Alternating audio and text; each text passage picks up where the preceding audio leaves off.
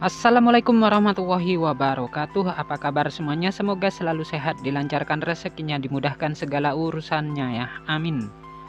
Di video kali ini saya akan berbagi informasi mengenai aturan terbaru bantuan sosial PKH tahap pertama tahun 2024 di bulan Januari tahun 2024. Kira-kira ada aturan terbaru seperti apa ya? Maka dari itu simak terus videonya sampai selesai agar supaya tidak ketinggalan informasinya.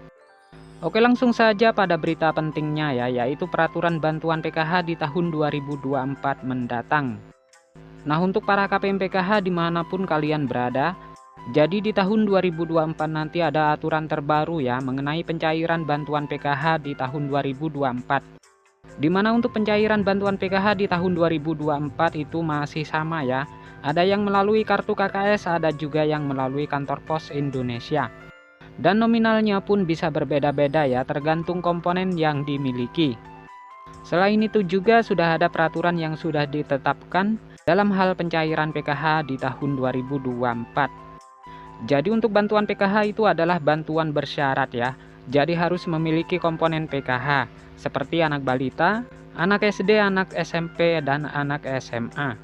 Kemudian penyandang disabilitas berat, dan juga komponen PKH lansia, serta komponen ibu hamil. Nah, itu adalah komponen PKH ya.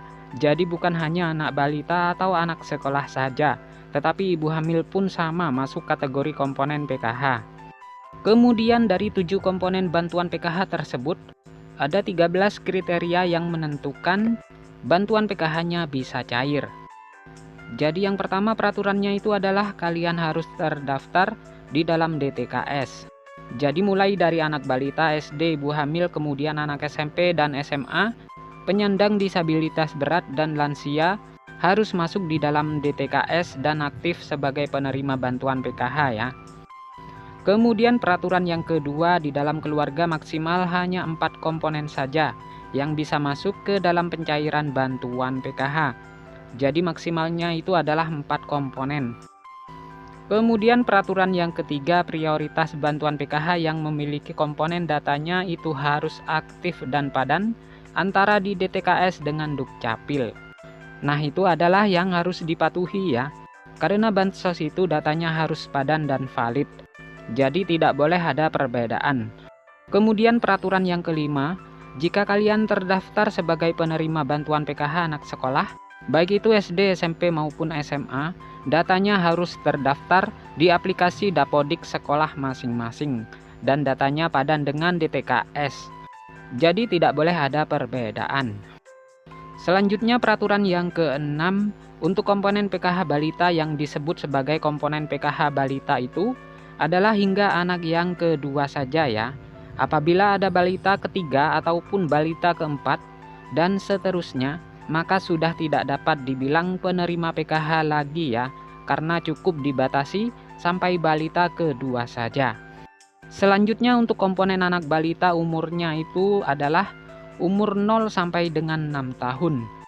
Jadi jika sudah lewat 6 tahun itu bukan kategori anak balita lagi ya, tetapi sudah masuk ke jenjang anak sekolah SD. Selanjutnya peraturan yang ke-8 yang dianggap komponen disabilitas itu hingga 4 orang saja ya.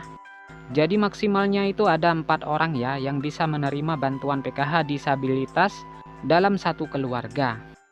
Kemudian selanjutnya untuk komponen lansia, peraturannya adalah yang dibilang komponen PKH lansia sama ya, seperti penyandang disabilitas, yaitu maksimal 4 orang saja yang masuk dalam pencairan PKH. Jadi dalam satu keluarga maksimal 4 orang ya, untuk penyandang disabilitas dan komponen lansia. Kemudian peraturan yang selanjutnya untuk komponen lansia tersebut usianya harus mencapai minimal umur 60 tahun. Kemudian yang selanjutnya untuk komponen cucu itu juga bisa masuk ke dalam pencairan bantuan PKH asalkan lolos sebagai penerima dan memenuhi persyaratan. Kemudian peraturan yang selanjutnya untuk komponen ibu hamil. Nah, yang dianggap atau dibilang komponen ibu hamil adalah hanya sampai kehamilan yang kedua saja. Jadi apabila hamil yang ketiga kali atau keempat kalinya, itu sudah tidak bisa dapat bantuan PKH. Jadi sudah tidak bisa dihitung komponen PKH lagi. Kemudian peraturan yang terakhir, jika di dalam anggota keluarga memenuhi atau memiliki lebih dari satu komponen, maka yang dianggap penerima bantuan PKH adalah dari nominal yang paling tertinggi dahulu ya. Misalkan ada anak penyandang disabilitas, kemudian juga memiliki anak normal yang bersekolah di jenjang SD. Sedangkan untuk nominal penyandang disabilitas dan anak sekolah SD itu nominalnya berbeda-beda ya. Lebih besar penyandang disabilitas dibanding dengan komponen anak SD. Maka yang masuk komponen PKH adalah komponen disabilitas yang didahulukan.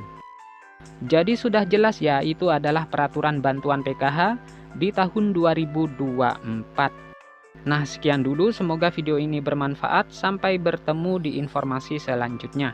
Assalamualaikum warahmatullahi wabarakatuh.